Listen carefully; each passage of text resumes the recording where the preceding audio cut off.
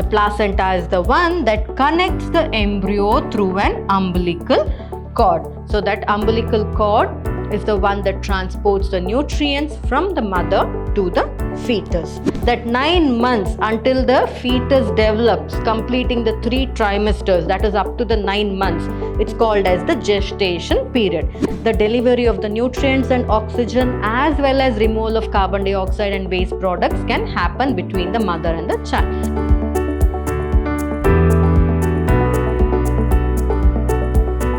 Hello everyone, a warm welcome to this concept class on Chapter 2, Human Reproduction for Class 12th Biology. I'm Dr. Divya, Biology faculty. So in this session, which is the last session of this chapter, Human Reproduction, we will learn about parturition and the process of lactation. So in this session, which is the last session of this chapter, we will learn about the process of pregnancy development and also we'll learn about parturition and lactation. So to start with, let's learn about pregnancy and embryonic development. So in the previous session of this chapter, we had learned how the trophoblast, it gets embedded in the wall of the uterus, that is the endometrium of the uterus, and how it will develop into the embryo. And in this session, we will continue with learning about how the embryo develops. So the chorionic villi, which are finger-like projections that are present on the trophoblast. So trophoblast is the covering that is there in the blastocyst.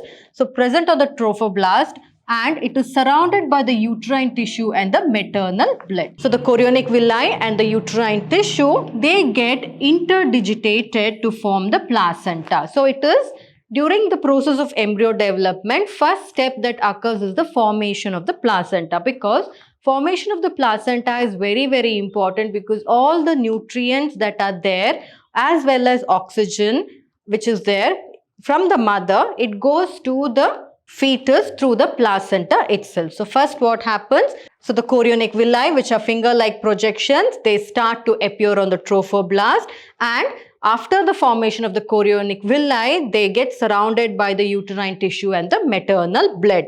Then the chorionic villi and the uterine tissue, they get interdigitated to form the placenta. That is, the formation of the placenta will occur. The placenta is the one that connects the embryo through an umbilical cord. So that umbilical cord is the one that transports the nutrients from the mother to the fetus.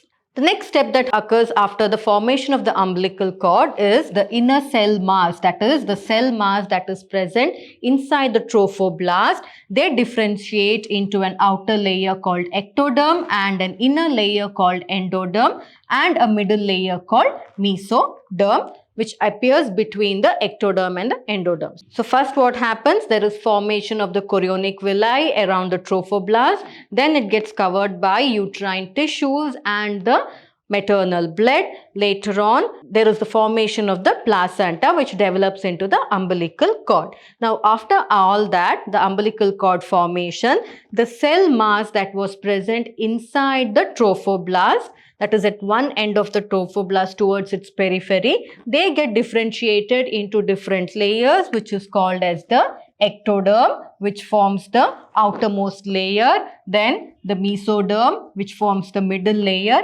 and the endoderm, which forms the innermost layer. Now certain cells which are present inside the trophoblast itself, they are called as the stem cells, and they are very, very important. Nowadays we know that there are stem cells bank which preserves the stem cells, right? And these stem cells are very important because they can be used to treat a variety of disorders. Not just that, it is said that from these stem cells, through various procedures, tissues and organs can be generated which are needed for the child in the later stages of development if any problem occurs. Next, talking about the functions of the placenta. So the placenta, it helps in the transport of substances like oxygen and nutrients to the embryo from the mother.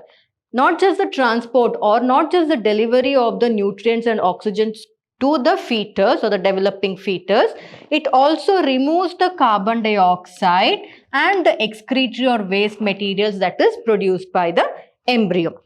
Next, the placenta, it also secretes hormones such as human chorionic gonadotrophin hormone, human placental lactogen hormone. It secretes some of the estrogens and also it secretes some of the progesterones which are needed for the proper maintenance and development of the embryo or the fetus. These hormones, that is the human chorionic gonadotrophin hormone, the human placental lactogen hormone, and one more hormone called as the relaxin.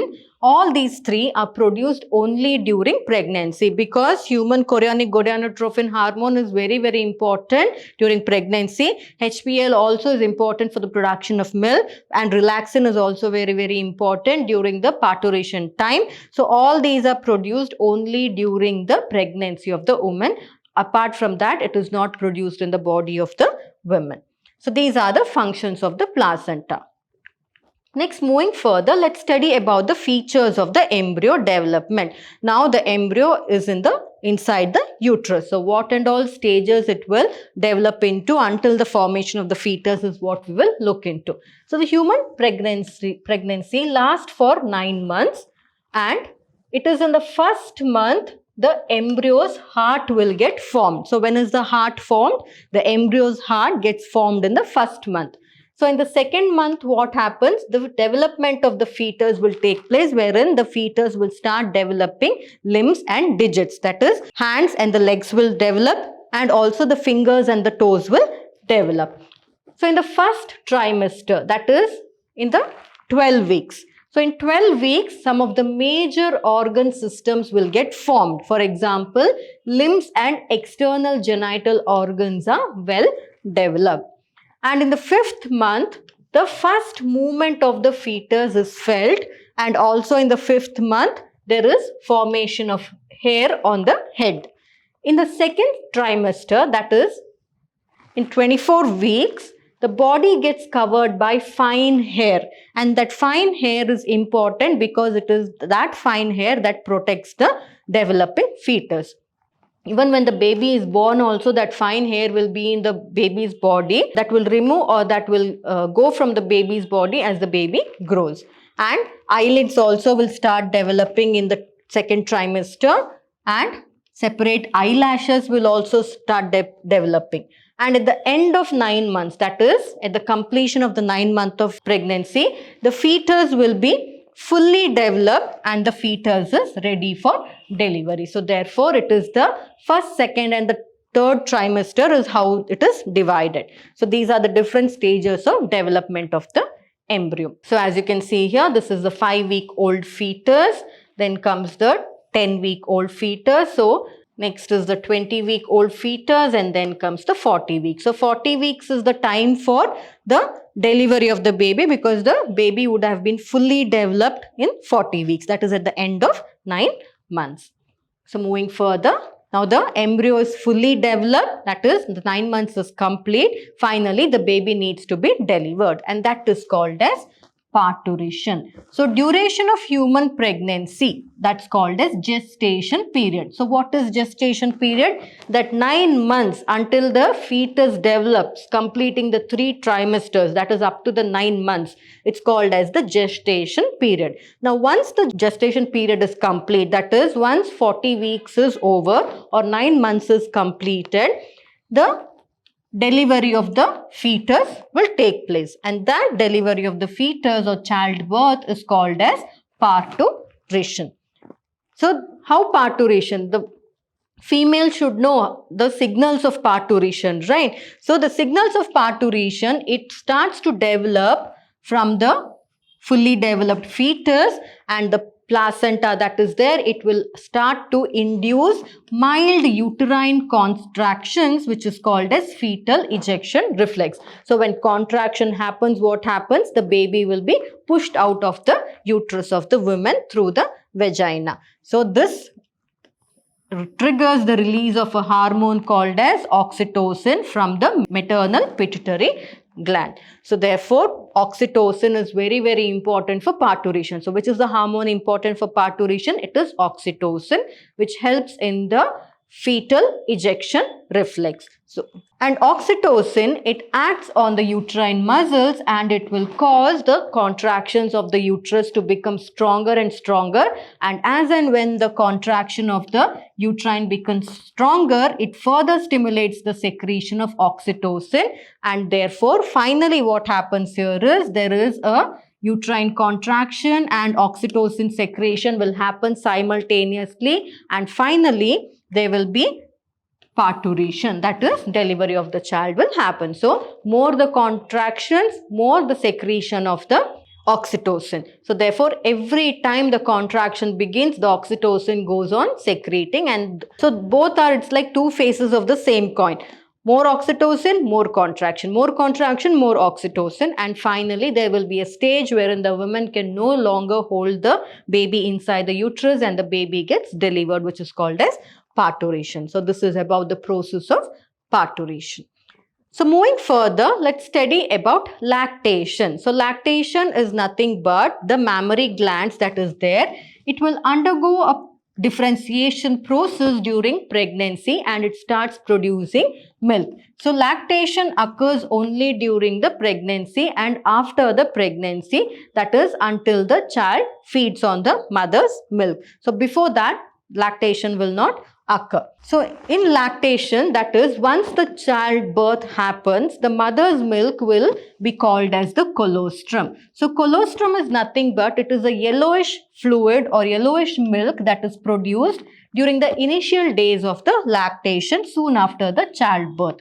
And this is yellowish in color and it is very, very important for the child to be fed with this colostrum milk because it contains several antibodies which are very, very important for the development of resistance in the newborn babies, because as we know that the newborn babies are low in immunity. So if we need to improve their immunity or resistant to certain diseases or the external bodies that are present in the environment, feeding them with this colostrum is very, very important. So colostrum is nothing but the milk that is produced during the initial few days of lactation. So this is about the session wherein we got to know about the embryo development, how the embryo will start. That is, in the previous session we got to know that the trophoblast, that is first morula, will get formed. That is the 18 cell stage or 18 cell blastome, which is called as the morula, that will form the it will be covered by a layer called as trophoblast, which will go and attach itself to the endometrium of the uterus, and inside the trophoblast there are some cells. So those cells are the ones which later on gets formed into the embryo and all that. Now the trophoblast that is there, they will get surrounded by the chorionic villi, and all those processes we have studied here. So, and also the chorionic villi will get surrounded by the tissues of the uterus and the maternal blood, and finally some of the cells in it will get developed into the placenta, which will form into the umbilical cord that forms a connectivity with the fetus with that of the mother, so that the delivery of the nutrients and oxygen as well as removal of carbon dioxide and waste products can happen between the mother and the child. And also they secrete some hormones which are very, very important during the process of pregnancy, such as the chorionic gonadotrophin hormone, or be it the human placental lactogen hormone and relaxin. All those are very, very important. Apart from that, we also studied how the embryo develops, that is in different trimester, first trimester, second trimester, the third trimester, when the heart gets formed, when the limbs and the digits get formed, when will the fetus movement be formed and all that. And we got to know that once 40 weeks or 9 months of pregnancy is complete, then parturition will happen. How will parturition occur? The contraction of the uterus because of the oxytocin hormone.